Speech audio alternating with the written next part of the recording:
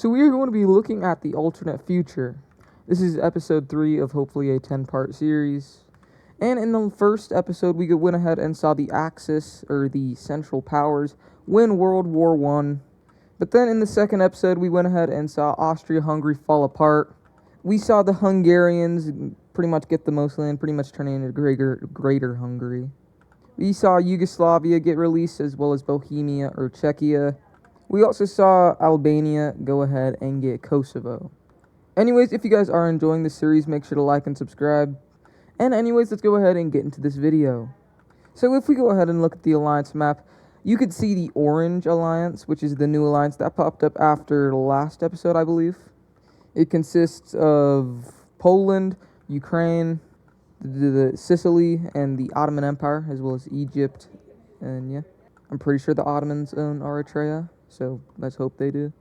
But really, the Ottomans only created this alliance so that way they could have help because of this next event that's about to happen. The Ottomans knew that this was going to come, but we go ahead and see the Ottomans enter civil war, and the first rebel group pops up over in this Kuwait area, but it spreads into the Iraqi area. It spreads very quickly, and we pretty much go ahead and see Mesopotamia start to pop up, and now I'm just probably going to be calling it Mesopotamia. We go ahead and see this rebellion take up about this land, but this isn't the only rebellion popping up. As we go ahead and see these southern Yemen, these Yemen areas, and Eritrea rebel away. Over here we pretty much see Palestine rebel away. You can call it Israel, Palestine, whatever your little heart desires. But the biggest rebellion takes place over inside of this Anatolian area. We also see Cyprus go ahead and join up with this rebellion. And yes, Cyprus is now in Ottoman control. I think Ottomans got that after World War I. Also, Crimea is here. They're not going to rebel away just because I don't think they would. But automatically, we're going to have to see the Orange Alliance jump in on this war, like so. And with this, we go ahead and see a pushback. They focus on the Palestinian, or I guess Judea. I'm just going to call it Judea. I don't know. They're pushed back to about here. We also see them push back over in this area right here, and make pushbacks down inside of the southern areas. But the Mesopotamian rebellion is just too strong. They're being supplied, and, well, we don't know who is. It may be the Allies. And in fact, it is the Allies. As we see, the Mesopotamian rebellion invade into even more land. They move up and eventually conquer the entire Persian border. But we also start to see the Anatolian rebellion also start to take steam, and eventually they even go up and take Istanbul or Constantinople. But I think that's the capital city of the Ottomans. It could be Ankara, which is somewhere in this region. But these guys are also being supplied by the Allies. They make far gains into this territory before they are eventually stopped by Ottoman forces. But it is right here where we see Ukraine go ahead and leave the alliance. And what they do is they invade into Crimea, taking it all for themselves. Poland thinks about it, but eventually they're also going to go ahead and leave the alliance, joining the war on on Ukraine's side. And Sicily's just going to dip, as well as Egypt. And now that it's just the Ottomans on their own, they have no chance from standing against these rebellions. Like I said, the Ottoman Empire is already weak, but with all of this and the fact that they've been around for probably around 600-700 years at this point, it is not going well. This Mesopotamian rebellion is going to go ahead and make huge gains, crossing all the way over to the Mediterranean. We see Judea also start to expand. Eventually, Ankara is going to fall over to Anatolia. Caucasia joins the war. This also kind of means Germany technically joins because Caucasia is a puppet of Germany, but shh. And yeah, it's not going good for the Ottomans.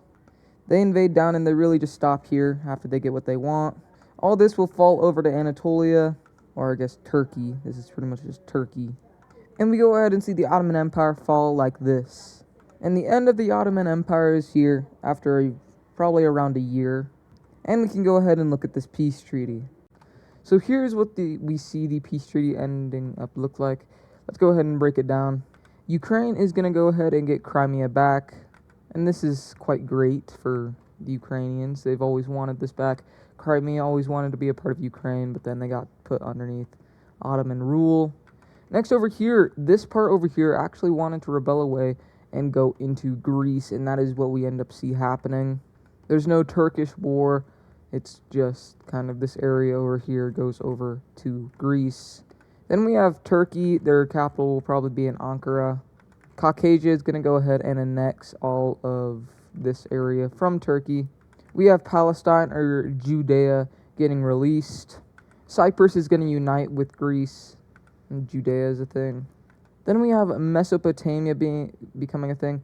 In real life, I don't know how plausible this is, but we're just going to go ahead and say this is Mesopotamia.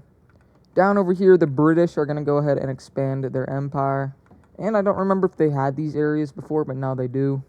The British are also going to go ahead and get Eritrea back.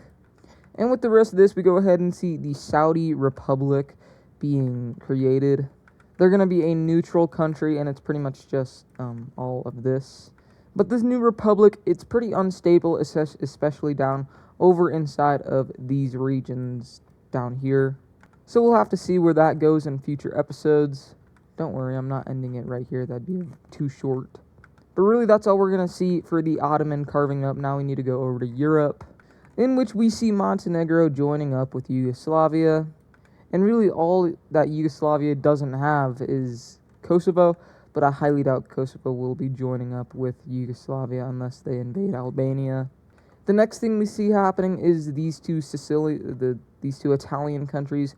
I think one of them was the Papal States uniting with this other random one. I don't remember what it was. But now Italy is pretty much united. Because soon after this, we see the Kingdom of Two Sicilies also rejoin this. And really, there's no one stopping Italy. Really, we don't know why Germany carved up Italy, if they didn't even enforce a rule to stop it. But, yeah, that's really it. Moving just up north over to Austria, a pro-Italian uprising occurs inside of the Venice areas. And very quickly it starts to spread up into these more Alpy areas. I don't really know if they'd be able to invade these areas.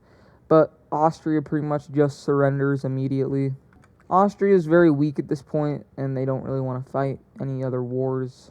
So we pretty much go ahead and see a peace treaty. Inside of this peace treaty, we start to see a little bit of border gore, but really we just see the Austrians keeping this part of Italy, or I guess real-life Italy. And all Italy really needs to unite whole again is this I was going to say fascist, but they're not fascist. This nationalist, even though that's probably still fascist.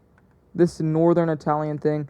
The people here want to unite with this, but the German rule over it and the leader of this is not letting it happen.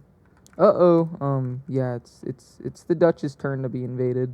The Germans have been preparing for an invasion of the Netherlands for quite some time, and it is now a Operation Go.